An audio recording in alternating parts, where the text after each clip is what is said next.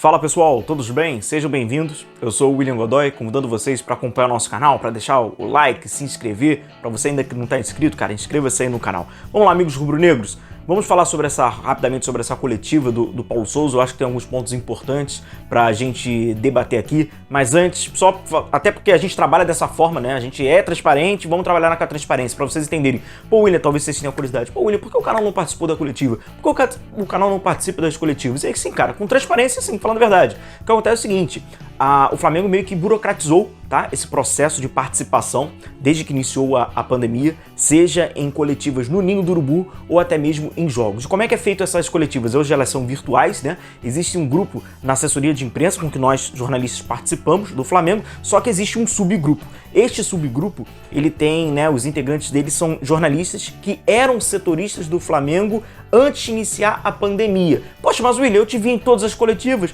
você é no setorista. Sim, só que não pelo veículo atual. O meu veículo atual é o canal. Então, como o canal não era um desses veículos, o Flamengo, nessa lógica conveniente, inclusive, então são só aqueles veículos que estavam, né, participando integralmente do Flamengo antes da pandemia. O canal nem existia. Por isso que a gente não tá lá. Infelizmente é assim. Eu vejo que é de muita conveniência do Flamengo manter isso, distanciar, né?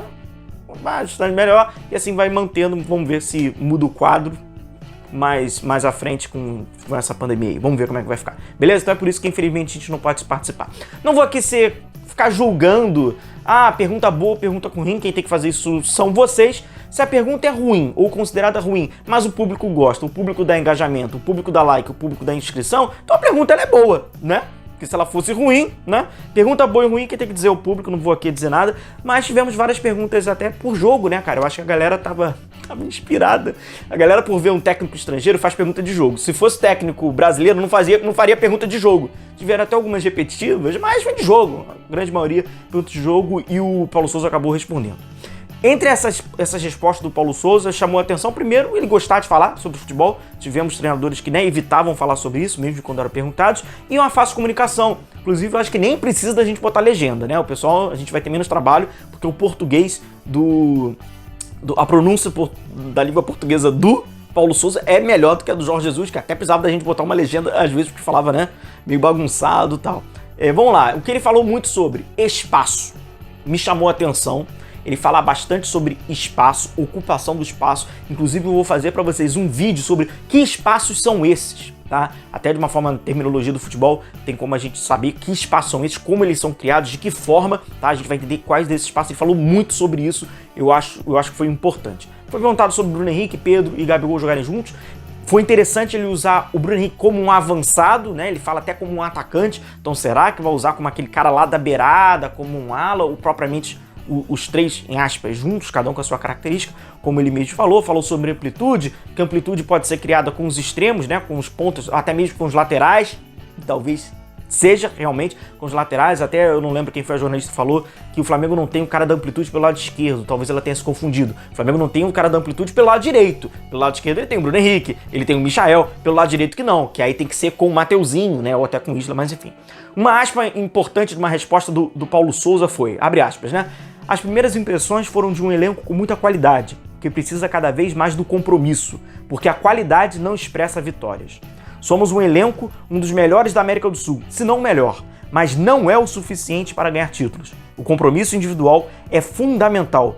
Foi isso que passei hoje aos jogadores. Eu achei importante, em algumas respostas do Paulo Souza, ele falar sobre o compromisso dos jogadores. Muito importante, de fato, ele falar sobre isso, agora, claro, durante o dia a dia, que ele também acabou falando um pouquinho de metodologia e tal, fomentar a competitividade dentro do elenco.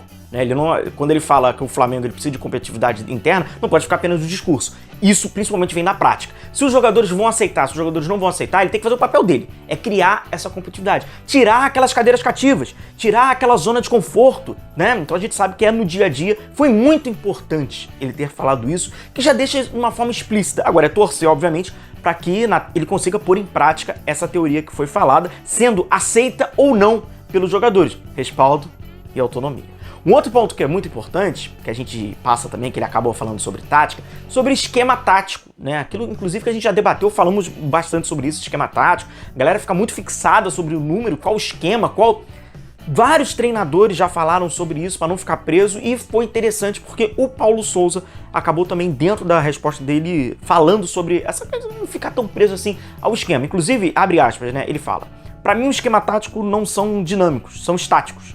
Quem dá qualidade ao jogo são os protagonistas. O sistema não é o mais importante para mim e vamos procurar fazer entender. Temos jogadores inteligentes com capacidade de fazer entender a ocupação do espaço." Como eu falei para vocês, a gente vai fazer um vídeo sobre essa ocupação do espaço, o que é isso, o que isso quer dizer. Não é simplesmente, tem um espaço, um buraco, ele vai, entra lá. Não, não é isso. Existem já espaços, em aspas, pré-estabelecidos e a gente vai entender como vai ser como é esse conceito e o que os jogadores vão ter que pôr em prática. É importante ele ter falado sobre isso, porque de fato, quando ele fala sobre ocupação de espaços, fala dos jogadores da amplitude, como ele mesmo citou, os da profundidade, os do entre linhas, ganhar superioridade, tudo aquilo que a gente já falou bastante aqui quando a gente estudou e falou sobre o jogo do Paulo Souza. Ele acaba, né, falando de uma forma resumida numa dessas respostas, os jogadores ocuparem o espaço e através desse espaço, falou inclusive sobre a marcação, sobre pressão, falou sobre o Flamengo marcar próximo ao gol, o Flamengo fazer uma marcação intensa, falou que poucos adversários inclusive marcam o Flamengo sob pressão,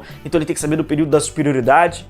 Então é ali, você tem um espaço, o adversário tá marcando, tá igualdade numérica, você precisa de superioridade. O cara tem que ter superioridade, mas também não é ficar em qualquer lugar, não é ficar atrás, tem que dar uma opção de passe. Tem um espaço vazio, ocupa esse espaço, enfim, ele fala sobre isso. Também falou, foi boa a pergunta que o rapaz fez sobre o goleiro e o volante, que ele dá importância, falou que vai trabalhar, né, inclusive com questões dos goleiros, já parece que, a princípio, né, parece que o Paulo Souza tem feito um intensivão legal, tem estudado as características dos jogadores do Flamengo, tem estudado alguns jogos do Flamengo, criticou até a questão da movimentação, a gente já viu uma crítica, e aí, quando a gente faz um recorte, né, mais macro, a gente dá uma olhada, realmente, a movimentação do Flamengo, o Flamengo em muitos momentos estáticos, esperando, não aproveitando a ocupação do espaço, a gente ter parte de um técnico que tem essa premissa. Então, de fato, ele vai criticar e ele vai ver muitos defeitos, que é um Flamengo muito estático em alguns períodos, até mesmo lá atrás, no período da saída de bola, o próprio Arão, com o Andrés, jogadores que ficam parados, realmente, esperam algumas ações em alguns momentos. Foi bom ele ter feito essa crítica.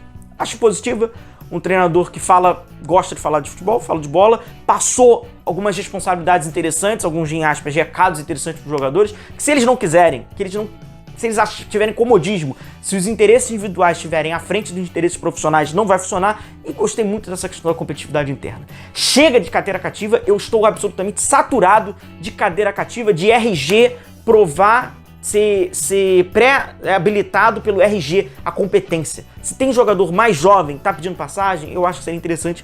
Vamos ver se o Paulo Souza vai fazer isso na prática. Aí já é outra esquema, né? A questão do dia a dia, enfim. Vou encerrando o vídeo por aqui. Depois eu vou trazer para vocês esse tal vídeo sobre os espaços, que eu acho que ele é muito importante. E foi uma pauta interessante que o Paulo Souza acabou respondendo. Tá ok? Forte abraço a vocês, continue se cuidando, indique o canal aos amigos. A gente vai se vendo. Um abração. Tchau, tchau.